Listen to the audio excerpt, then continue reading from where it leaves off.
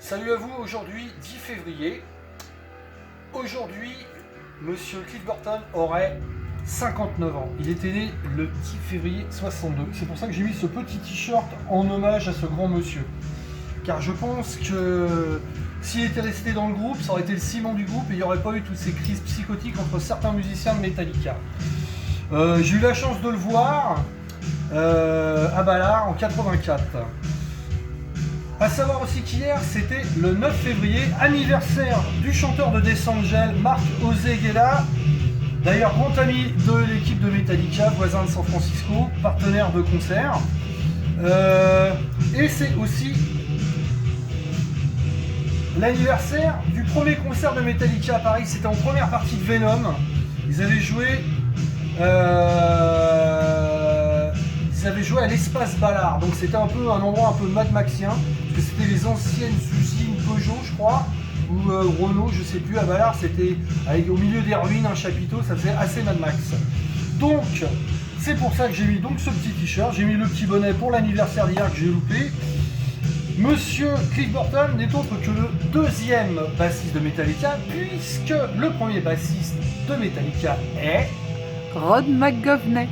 Bravo Roxane, parce que Roxane elle est fan de Metallica, donc elle connaît tout sur le bout des doigts. Normalement ça aurait presque dû être elle qui aurait dû faire la chronique.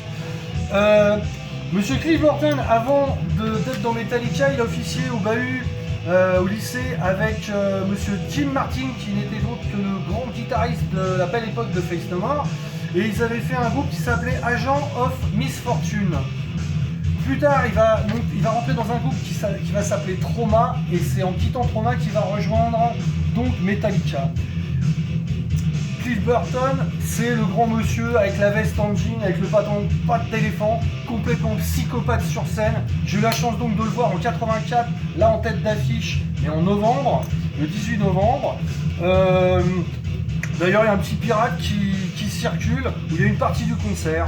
Bon, le son est moyen parce que c'est une prise directe dans le public, mais bon. Bon, quand même, Cliff Burton, c'est les 3 premiers albums.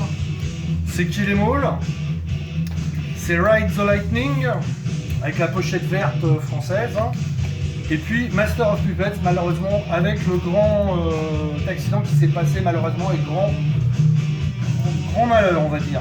Donc je pense que si Cliff Burton était resté dans Metallica,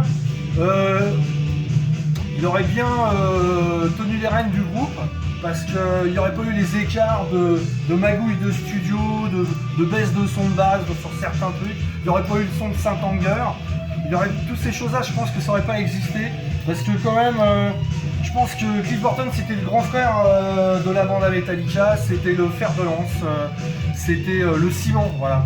En tout cas, Metallica nous ont sorti plusieurs coffrets, il y a la chance d'avoir plusieurs lives qui existent, qui étaient en pirate avant, qu'on peut trouver donc. Si vous allez sur YouTube, il y en a une tripotée. En tout cas, grand monsieur qui nous a quittés. En tout cas, aujourd'hui, c'était The Cliff Burton Day. Je vous dis à bientôt, sûrement à demain. Attention à vous, la bise.